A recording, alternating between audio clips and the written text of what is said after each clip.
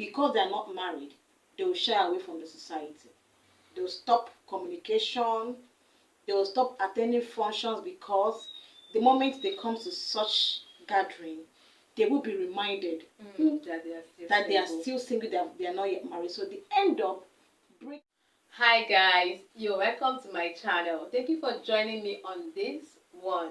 So guys, I'm really very much excited because we'll be running a series on this particular topic, which is after getting married, what next? What next? Like, it's a lot of questions, It's not all about getting into the marriage, it's what happened afterwards. So we'll be talking about this particular topic and sharing our educative thoughts on it. And here with me, I have an amazing guest with us. So her name is Mrs. Juliet Chidima Ofebu. So let's give her the room to introduce herself to us. Hi guys, welcome to her channel, wherever you're watching from. Good afternoon, good evening, good morning. My name is Juliet Chidima Ofebu. I am married and I'm also a mother of 4 kids. Okay. Thank you so much for joining us on this one. You're welcome. I'm so happy and excited. So you talk about being married, and what we are talking about today, like I earlier said, is after getting married, what next? So you said you've been married and you are married and you have 4 kids. So we would love to know, how long have you been married for? Okay, I've been married for the past 13 years. I've been married for the past 13 years. That's beautiful. So 13 years is a long run. It's not like us that is still coming up. So we are below 10 years in marriage, and someone that have past 10 years and have stops on it, it must have been a journey for her. So we would love to know, what have it been for you so far? Like the 13 years, me that is 5 years, I can relate to the ups and downs, not to talk of somebody that have come for as far as 13 years. So let's hear from her to know the ups, the downs, and how she has been able to overcome it all in these 13 years. Well, it has not really been easy, but with the grace of God, there have been ups, there have been down, but in all, God has been there. God has really made it possible and smooth sailing. I won't say that it's very, very easy. It has always been all about roses. No. There will be a time that is going to be bitter, but God, with God in the picture, God has really made it possible for us to be together all these years. We still be together for a very long time. Amen. That's amazing. So, and according to what she said, one thing I've always learned so far in marriage, or in my own personal experience, I would say that you cannot do marriage without God. Yes. And as she's saying, she has been saying God, God, God, and that is for you to know that God is the pilot of every successful marriage. And if you are still single watching, don't forget to include God in every aspect of the marriage. Yes. So let's go to the main detail of this video, like the pressure of getting married. We all have societal pressure, parental pressure, friends pressure, even the pressure that we put ourselves on about being single, like the pressure to get married. So let's talk about it. What do you think about societal pressure of getting married? You don't have to allow the society to pressure you. The pressure comes from you. You decide if you want to be pressured into being married or not. If you start looking at what somebody is going to tell you, you're not married, are they going to get into that marriage with you? You are walking into that marriage yourself. You don't have to allow anybody, not even your parents, should pressurize you to go and get married. You have to be ready. As in, on your own, you have decided that really I am of age to get married. And you know what marriage is all about before you enter into it. You can't just wake up and say, I want to get married, when you don't even know the meaning of marriage. That is it. That is an amazing point. You don't have to get into it when you don't even know the meaning of marriage. That is why it is very advisable for a single person out there to go on seminars, like discover more details about marriage. Discover it, because the same way you study law, medicine, like a lot of courses in the university, just take out time to also study about marriage. Know the details about marriage before getting into it. That how can this societal pressure stop? Even the ones we put on ourselves, the one people put on us, because sometimes or most of the time we pressure ourselves because our friends are getting married. Um, just our age is going, so we just want to get there by all means.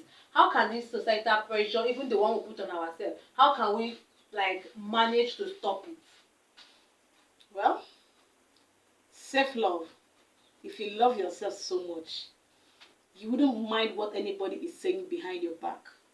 Yeah. If you love yourself, you care about yourself, your mental state, let them say what they want to say. When you're ready, when you're really, really ready to be married, you get married. You don't have to force things or walk into a wrong marriage because people outside your family, your friends are all getting married. You're not married, then you want to force yourself and marry any kind of person you want to marry. It's better late Than than never. Wow, that's so good. I hope you are learning and you've learned a lot from what she has said already. It is better late than never.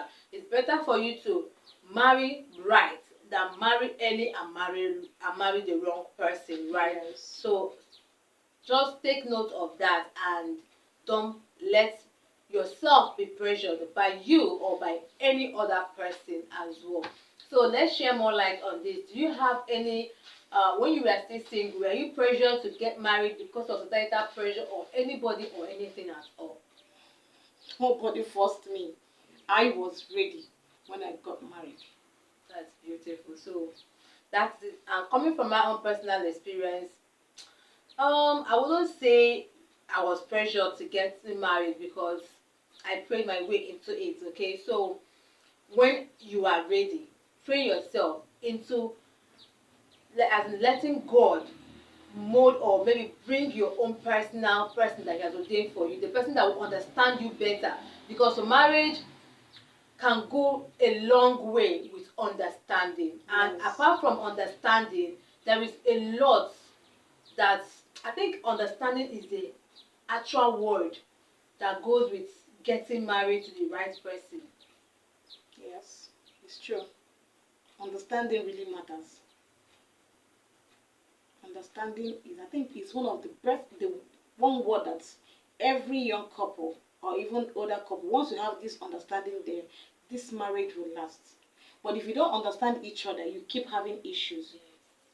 Yes, yes. If you don't understand yourself, there must be boundaries up and down. But like the understanding that we mean here is the fact that okay, I understand that my partner doesn't like this particular thing. I work my way around to stopping it. Yes. Even though it doesn't really suit you, but because you know that okay, he doesn't like this, she doesn't like me talking like this or behaving a certain way, you work yourself into stopping that thing that your wife or that your husband doesn't really fancy. I believe that is the key word to starting to understand each other. Yes, very well. How does it, like, how does it affect an individual? Does it break you or does it make you okay? You just like because everybody is telling you to get married, even the one you are doing to yourself, you now like does it push you to get into the marriage or does it break you as a person? Most young couples, the pressure breaks them. They'll end up shying away from the society, shying away from friends that have gotten married before them. Maybe some people that friends that they are older than that are married. Because they are not married, they will shy away from the society. They will stop communication. They will stop attending functions because the moment they come to such gathering, they will be reminded That they are that they are still still single. single, they are not yet married. So they end up breaking them both physically and emotionally. Yeah, well, that's so deep. So for you now, what advice will you give to the single person out there who is under this kind of terrifying pressure to get married from family, I have a friend who the father pressure consistently to get married, and this person is less than 25, and she's receiving a backlash from the father that gave birth to her. So you can imagine what a lot of young people are going through, especially the single girls, because a man can still get married at 50, but a girl will always want to do it early and have it all done with. So what advice will you give to any single person going through this societal pressure? Well, before you marry, marry right. Marry your friend. Marry a God-fearing man that will understand you. Yeah. If you marry wrong, you will come out with speed.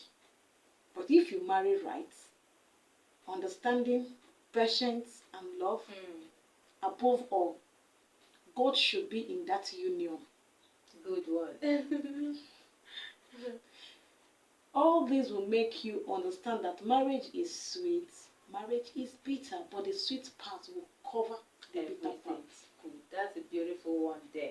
And yeah, thank you so much for coming with us on this amazing topic, right? I believe that we've learned so much already. So stay tuned, stay connected, and I'll see you on another episode regarding this. After getting married, what next? Thank you so much for watching. Like, share, and subscribe. Any final word to my subscribers? Please follow the page, like, subscribe, okay, so that we all grow together. Yes, Thank you. Thank